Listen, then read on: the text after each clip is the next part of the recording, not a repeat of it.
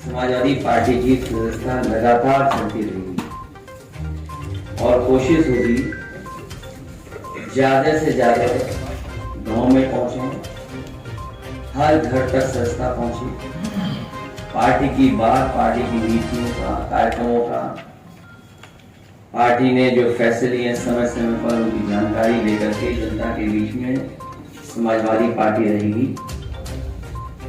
इस अभियान के माध्यम से हर वर्ग के लोगों के बीच में पहुंचने का काम होगा और जरूरत इस बात की है, लोगों तक इस बात को पहुंचाना है कि लोकतंत्र बचाने के लिए समाजवादी पार्टी के लोग आगे आ रहे हैं, इसमें सहयोग करें, मदद करें और साथ जुड़ें।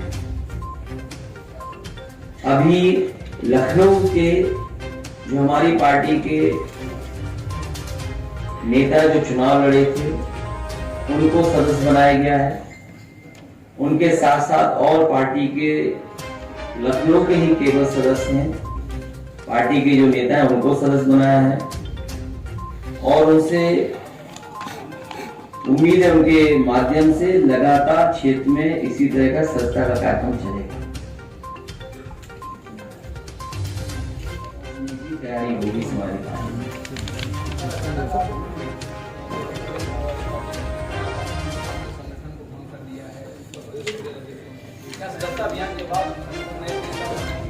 सदस्यता का अभियान खत्म हो जाएगा, उसके बाद संगठन पुनः बनेगा। कब तक चलेगा अखिलेश जी अभियान आपका? ये लगातार समाजवादी पार्टी का ये लोकतंत्र बचाने का अभियान चलता रहेगा। अखिलेश जी, आजमगढ़ और रामपुर की हार के पीछे की मूल वजह क्या है? वो समीक्षा अभी आपके सामने नहीं, केवल अभी समाजवादी पार्टी सदस्यता अभियान चलाने जा रही है, यही कार्यक्रम लगातार चलेगा। सरकार के अखिलेश जी 100 दिन की उपलब्धि बतानी चाहिए थी और सबसे बड़ी उपलब्धि की पोल तो तब खुल गई जब उनके डिप्टी सीएम लखनऊ छोड़ करके गए और जब वापिस आए तो उन्हें पता लगा कि उनसे बिना पूछे ही ट्रांसफर हो गए। 100 दिन की यही उपलब्धि है और ये वो डिप्टी सीएम है जिन्होंने सबसे ज्यादा छापा मारे। अगर हम पीछे मुड़ करके देखें, जहां जहां गए, जहां जहां कमियां देखी गई, अगर किसी पे भी कार्रवाई डिप्टी सीएम कर रहे हो तो बता दीजिए। इसका मतलब ये है कि सरकार को पीछे से कोई चला रहा है। तो 5 साल और 100 दिन की उपलब्धि यही है कि सरकार को पीछे से कोई चला रहा है। भ्रष्टाचार चरम सीमा पर है, अन्याय चरम सीमा पर है। जहां 100 दिन की उपलब्धि बता रहे हैं, वहीं उन्हें पुरानी सरकार में जो उपलब्धियां थी, जो घोषणा पत्र बनाया था, वो कितना पूरा हुआ? अखिलेश जी, आप पूर्व मुख्यमंत्री हैं, आप भी जानते हैं कि कौन पीछे कौन आगे चलाता है, तो पीछे से कौन चला रहा है? अब उनका जो पत्र आया तो ये तो वही बता पाएंगे कि किसके कहने से ट्रांसफर हुए। लगता है सरकार में कुछ ऐसी ताकतें हैं जो पीछे से ऑपरेट हो रही हैं। और फिर सबसे बड़ी उपलब्धि ये है सरकार की कि यूपी दरोगा भर्ती इतने बड़े पैमाने पे जिसमें धांधली हुई हो, जहां पर स्क्रीन शेयरिंग की पता लग गई हो कि स्क्रीन शेयर कर करके नकल हुई है या पेपर सॉल्व हुआ है, न जाने कितने लोगों की उपलब्धि माने कि हम 5 साल 100 दिन की उपलब्धि माने। 100 दिन में तो न जाने कितनी नौकरी देने और रोजगार देने की बात थी। सवाल नौकरी मिलेगी कि नहीं मिलेगी, या इसी तरह धांधली या पेपर लीक में नौकरियां चली जाएंगी। मुख्यमंत्री कह रहे हैं कि 2017 से पहले उद्योग लगाना उत्तर प्रदेश में होता था, अब बहुत बड़े पैमाने पर उद्योग लग रहा है। जो अभी हाल में फीता काटेंगे वो भी समाजवादियों की उपलब्धि पुराने साल की। जो आज हम और आप बैठे हैं, इसके बाद जो पहला फीता कटेगा सुना है लखनऊ में मॉल का उद्घाटन होने जा रहा है, लुलु मॉल का। जाइए और पूछिए सरकार के लोगों से कि लुलु मॉल किसकी उपलब्धि है। जो मुख्यमंत्री शपथ लेने के लिए समाजवादियों के स्टेडियम को ही जाना पसंद करते हो, उनका कौन सी उपलब्धि है? बुंदेलखंड एक्सप्रेसवे का साथ में देखिए आपने कहा कि लगातार चलेगा, अभी जब कार्यकारिणी बन हुई है, क्या ये ऐसे लोग कितने समाजवादी को थोड़ा भी और ये इसी से रिलेटेड सवाल हो गया कि ये निरंतर चलेगा।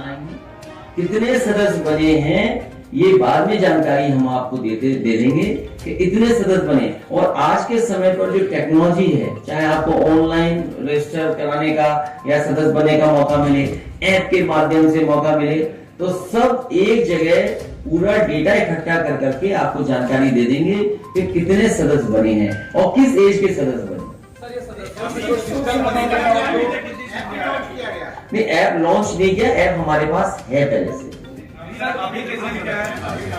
ऐप को बनाना या ऐप के साथ जोड़ना कोई बहुत बड़ी चीज नहीं है, इसलिए मैंने ठीक नहीं समझा कि ऐप को लॉन्च करने तो कभी ऐप डिस्प्ले कर देंगे, सदस्य बनेंगे और जो घर घर जाके जो आपको डेटा दे देंगे। इसलिए मैंने कहा कि अगर आप ये भी जानना चाहोगे कि किस एज ग्रुप का बना, तो कोशिश करेंगे वो भी आपको बता।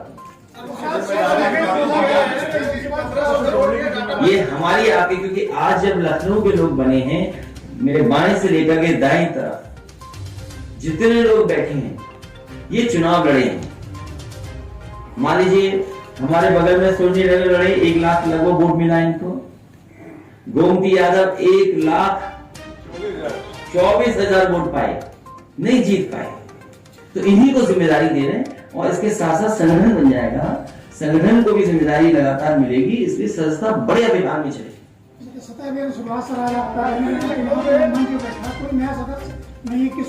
नहीं, आज तो ये वो लोग हैं जो चुनाव लड़े हैं और जीते हारे दोनों हैं।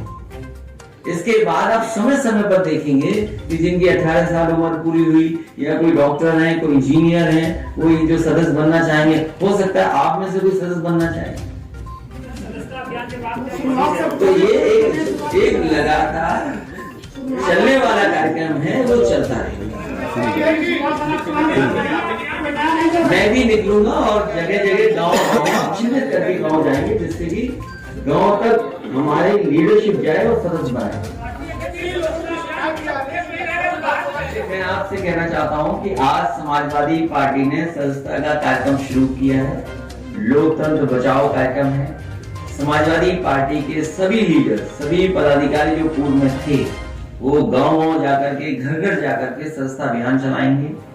आने वाले समय में आप देखेंगे कि हम लोग खुद गांव में जाएंगे, बैठेंगे और सदस्य बनाएंगे। सदस्य बनाते समय पार्टी की नीतियों, कार्यक्रम और पार्टी की उपलब्धियों को भी जानकारी उन तक पहुंचाएंगे। यही विचार दिया था, हमें बहुत सारे कार्यकर्ता साथियों ने जानकारी दी, इस बार बहुजन समाज पार्टी का कोई राष्ट्रपति बनेगा, तो चुनाव भी खत्म हो गया राष्ट्रपति वाला। मुख्यमंत्री कह रहे हैं कि 1500 करोड़ का डाटा बैंक बन रहा है और 5 लाख के आसपास लोगों को रोजगार मिलेगा यूपी। इस डाटा बनाने के साथ साथ कम से कम जाति जनगणना का भी डेटा बनाना, वो भी कब होगा, वो भी एक बड़ी चीज हो जाएगी, सरकार की बड़ी उपलब्धि होगी। अखिलेश जी, हर चुनाव में जो है ईवीएम के ऊपर आप लोग वोट देते हैं, लेकिन ईवीएम हटाने के लिए कोई अभियान नहीं चला, जिस तरह से आप लोकतंत्र बचाने। अभी हमें लोकतंत्र बचाने दो और सदस्यता अभियान करने देंगे। समाजवादी पार्टी का मानना है, और इस पर कई बार कई मौकों पर बहस हो चुकी, लोकसभा में भी बात रखी जा चुकी है, सुप्रीम कोर्ट तक बातें कही हैं। समाजवादी पार्टी का मानना है कि जाति जनगणना होनी चाहिए, सरकार को काम करने का, नीतियां बनाने का और उन तक उपलब्धि पहुंचाने में आसानी होगी। और सरकार के लोगों को कम से कम अगर बड़ी उपलब्धि दिखानी तो जाति जनगणना का। बीजेपी, अब वो मैं नहीं जानता कि बीजेपी का डेटा है कि नहीं। सरकार भी कहती है, सरकारी आंकड़ों के हिसाब से पिछड़ी जाति कितनी है, सरकारी आंकड़ों के हिसाब से ये जातियां इतनी हैं, हमने सरकारी आंकड़े में इस वर्ग को इतना दिया है। अखिलेश जी, ये ऑथेंटिक क्यों नहीं, फैक्ट के साथ क्यों ना हो? अखिलेश जी 2019 दक्षिण भारत के नेता थे, सबने मिलकर की बात कही गई थी कि जाति जनगणना होना चाहिए और उसके आंकड़े आने चाहिए। उस समय की सरकार ने स्वीकार किया था कि हाँ जनगणना के आंकड़े आएंगे, लेकिन सरकार ने स्वीकार नहीं किया। अखिलेश जी 2019 के बाद आपने बसपा को लेके 2019 के चुनाव के बाद बसपा को लेके आपने कभी भी टिप्पणी नहीं की, मर्यादा का हमेशा ख्याल किया। एक अरे मर्यादा का ध्यान रखा, इसीलिए तो कुछ नहीं कह रहे। लेकिन राजभर का कहना है कि 24 में जब बसपा तुम ही हो तो उन्हें उलझाते हो। इन्होंने झांसी में ट्रेनिंग दी थी एक लीडर को, हाँ, कि ज्यादा बोलोगे तो अच्छा छपोगे। सर एक कमेंट आपका चाहता हूँ, बोलो सच बोलोगे नहीं, देखिए सच बोलने की रहती है। क्या ये लोग रेट भी बढ़ाते हैं क्या? इस तरह के बयान देके हैं? अखिलेश जी, इस तरह का बयान देके क्या लोग अपना रेट नहीं बढ़ाते बोला, उन पे उन्होंने बदल दिया।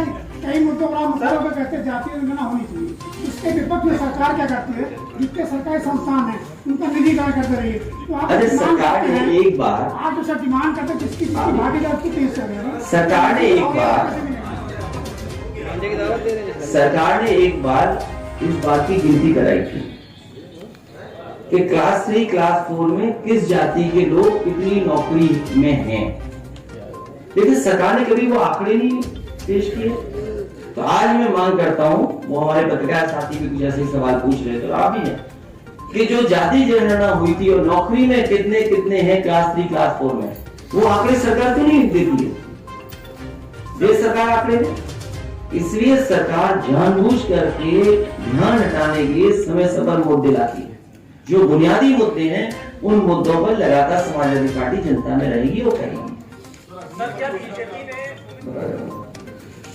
बीजेपी कह रही थी आने वाले लोकसभा में यूपी में 80 की 80 सीटें जीतेंगे उपचुनाव जीत के बाद।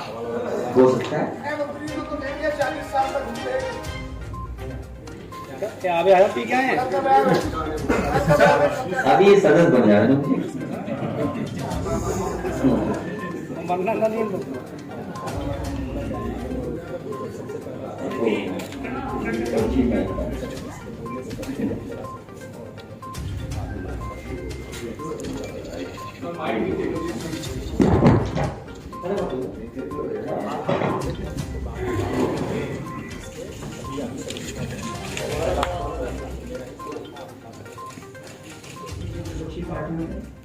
और उसी रास्ते पर भारतीय जनता पार्टी चल रही। इसी से जुड़ा एक सवाल है, क्या भूमि और वो तो महाराष्ट्र में तो स्वीकार कर लिया उन्होंने, ईडी सरकार है महाराष्ट्र में, तो स्वीकार कर लिया ईडी सरकार है। और एक केवल ईडी सरकार वहां नहीं है, आप मध्य प्रदेश याद कीजिए, मध्य प्रदेश में सरकार कैसे बनी, और जगह भी प्रदेशों में कैसे सरकार बनाई बीजेपी ने। अब क्योंकि हम लोग समाजवादी लोग चुनाव हार गए, क्या बड़े पैमाने पर बेईमानी अधिकारियों ने की थी चुनाव में, क्या नहीं की थी? अगर आज हम कहें पॉलिटिकल एज ए पार्टी के हमारे वोट काटे गए, तो वो इलेक्शन कमीशन कहेगा कि आपकी जिम्मेदारी थी। लेकिन बड़े पैमाने पर समाजवादी पार्टी के वोटरों को चिन्हित कर करके काटा था। इन एजेंसियों का, इन संस्थाओं का दुरुपयोग भारतीय जनता पार्टी कर रही है। आपको लगता है कि आजमगढ़ और उसमें भी हमने कई हमारे सदस्यों ने शिकायत की है इलेक्शन कमीशन को कि किस तरीके से वोट नहीं डालने दिया उनको। आजमगढ़ रामपुर में भी यही हुआ उपचुनाव में। एक बार हम लोग भी जीते थे, याद कीजिए, सीएम और डिप्टी सीएम का। तो ये जरूरी नहीं है कि कैसे हुआ, प्रशासन की ताकत, डीएम को पूरी खुली छूट, प्रधानों को फोन कॉल, बीडीसी को फोन कॉल, जिला पंचायत सदस्यों को फोन कॉल। अरे आप नहीं जानते एमएससी कैसे जीते गए, ये हमसे बेहतर आप जानते हैं कि एक जगह कितना पैसा पहुंचाया गया। एक सवाल और भी लोगों के जहन में है कि आप और हमारे अपने पूरे संगठन पर और पूरी जनता पे भरोसा था, लेकिन ये नहीं पता था कि अधिकारी लोग वोट डालने के लिए निकलने देंगे, लालच देंगे, पैसा बंटवाएंगे, शराब के ट्रक जाएंगे और वोट डालने गए तो ये हो जाएगा। एक सवाल है, सुप्रीम कोर्ट ने नुपुर शर्मा के कॉन्टेक्ट में जो ऑब्जर्वेशन किया था उसको लेके आज कई रिटायर्ड जजेस ने लगभग 15 रिटायर्ड हाईकोर्ट जजेस हैं, उन लोगों ने एक लेटर ओपन लेटर भेजा है चीफ जस्टिस ऑफ इंडिया को कि इस तरह का ऑब्जर्वेशन बिल्कुल ही गलत है। मेरी जानकारी में नहीं है, आदरणीय उदय प्रताप सिंह जी कुछ कहना चाहते हैं। एक सवाल मेरा है, अभी तक आप सरकार के खिलाफ इसका बयान दे रहे हैं, सड़क पे क्यों नहीं होता? सदस्य बन जाएंगे उसके बाद सड़क पे गड्ढे हैं वहाँ पे, डेली तो मैं दिखाई नहीं देता। अच्छा ये बताओ, अरे आप समझदार है पत्रकार, चलो कोई बात नहीं। एक ऐसा प्रचार किया गया कि समाजवादी लोग कोविड में नहीं निकले, आज हम सब बैठे हैं, आप टाइमलाइन चेक कर लीजिए, हमारे जितने भी लीडर यहाँ बैठे हैं सब सोशल मीडिया पे, आप लोग भी सोशल मीडिया पे, बीजेपी के लोग भी सोशल मीडिया पे। मुझे ये बता दो कि टाइमलाइन में क्या दिखाई दे रहा है कि नहीं दिखाई दे रहा, उस समय समाजवादी ने मदद की नहीं की। लेकिन सवाल ये है कि हम आपको बजट नहीं दे सकते, क्योंकि सच बताना मुश्किल है। जैसे ये हमसे सवाल पूछ रहे हैं, हमारा पत्रकार साथी है, बड़े सवाल पूछ लिए इन्होंने, केवल एक लाइन ये चला रहे हैं कि लुलु मॉल समाजवादी सरकार में शुरू हुआ था, चला दें, हम मान नहीं।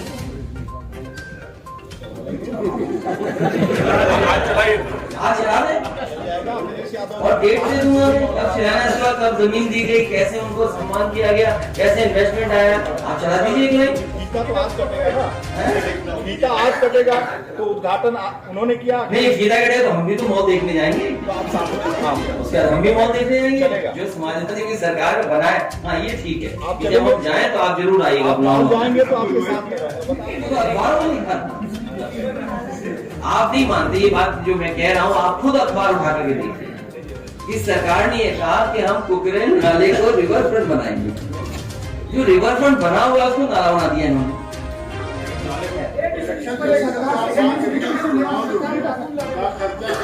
सबसे ज्यादा तो उन्हीं के लोग फंस जाएंगे।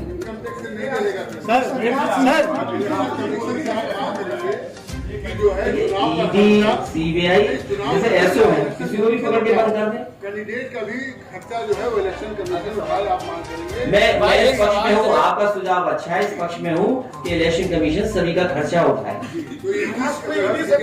और इसमें हम अपनी पार्टी में बातचीत करेंगे, सीनियर लीडर से भी सुझाव मांगेंगे, अगर इस तरह का कोई प्रस्ताव भेजा है तो इलेक्शन कमीशन क्या फैसला। इससे सीबीआई ईडी से कोई नहीं डरेगा, इंटरप्रेस से डरेगा, कोई एमएलए नहीं डरेगा। जब चुनाव होगा तो चुनाव में सरकार पूरा खर्च करे एमएलए कैंडिडेट के लिए, तो कोई एमएलए भी नहीं डरेगा। नहीं, अच्छा सुझाव है आपका, लेकिन तब भी डरेंगे, डराएंगे। पल्लवी पटेल को सोनेलाल जयंती नहीं मनाने देगी। दूसरा सवाल यह है, क्या इलेक्शन वुमेन कमीशन को बीजेपी ने हाईजैक कर लिया है क्या सर? ये इस पे कमेंट चाहिए। सबसे ज्यादा कस्टोडियन डेथ हो रही यूपी में, सबसे ज्यादा नेशनल ह्यूमन राइट कमीशन ने नोटिस दी यूपी को। पूरे देश में महिलाओं के खिलाफ अन्याय, उत्पीड़न या घटनाओं में उत्तर प्रदेश नंबर 1 है। क्या कर रहा है उत्तर प्रदेश बताइए? तो इस संस्थाओं को हाईजैक करने की परंपरा बीजेपी ने बढ़ा दी है।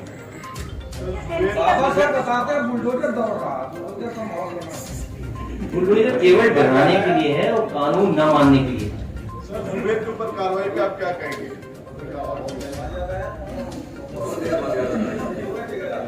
निष्पक्ष अगर कोई फेक न्यूज को सही, फेक न्यूज का पर्दाफाश कर रहा है तो ये तो आपकी भी जिम्मेदारी है। पहले से लिखी हुई है उसके अनुसार ये सरकार सब काम कर रही है। पहली स्क्रिप्ट में ये है कि समाजवाद को कैसे बदनाम किया जाए। हमारे माननीय योगी आदित्यनाथ जी ने, मुख्यमंत्री ने एक बयान दिया था सदन में कि समाजवाद की अब कोई जरूरत नहीं रही। जिस संविधान में प्रियम्बल में समाजवाद शब्द आया हो और जिसकी आपने कसम खाई हो, उसको आप कहें कि ये समाजवाद की जरूरत नहीं है, तो ये हमला समाजवाद पर नहीं है, ये हमला लोकतंत्र पर है। ये बात मैं बहुत कहा करता हूं कि लोकतंत्र, समाजवाद और सेकुलरिज्म ये इंटरडिपेंडेंट है, एक दूसरे की मदद करते हैं, एक के बगैर दूसरा नहीं रह सकता। रूस सबसे बड़ी समाजवादी देश था, लेकिन वहां डेमोक्रेसी नहीं थी, तो रूस छिन्न भिन्न हो गया। आपके नेपाल इधर था तो वो भी खैर सेकुलर हो गया है, पहले हिंदू स्टेट थी, उसके लिए भी कुछ ध्यान दिया जाना चाहिए। तो ये इसलिए नहीं अपने आप हो रहा है या नौकरशाही कर रही है या एक जनता कुछ लोग कर रहे हैं, ये बाकायदा जो मैंने कहा कि पहले से लिखी हुई एक स्क्रिप्ट है, वो स्क्रिप्ट दे दी गई है। अभी माननीय अध्यक्ष जी बता रहे थे कि इसके पीछे कोई बोलता है, वो पीछे जो बोलती है वो स्क्रिप्ट बोलती है। इसलिए अगर लोकतंत्र को के ऊपर जो हमला हो रहा है उसको अगर बचाना है तो समाजवाद को फिर से हमें मजबूत करना है, जिससे लोकतंत्र मौजूद हो। और उसी के तहत माननीय अध्यक्ष जी ने ये अभियान चलाया है, जिसमें हम सबको बिना भेदभाव के सबको सदस्य जितना आप पूछ रहे कि कहाँ पे करेंगे, हम जहाँ हमारी पार्टी है वहाँ हम सदस्यता अभियान पूरे रूप से चलाएंगे और ये बात फैलाएंगे कि लोकतंत्र को यदि बचाना है तो आपको समाजवादी पार्टी की सदस्यता ग्रहण करना चाहिए। बस इन्हीं शब्दों के साथ मैं आपके बहुत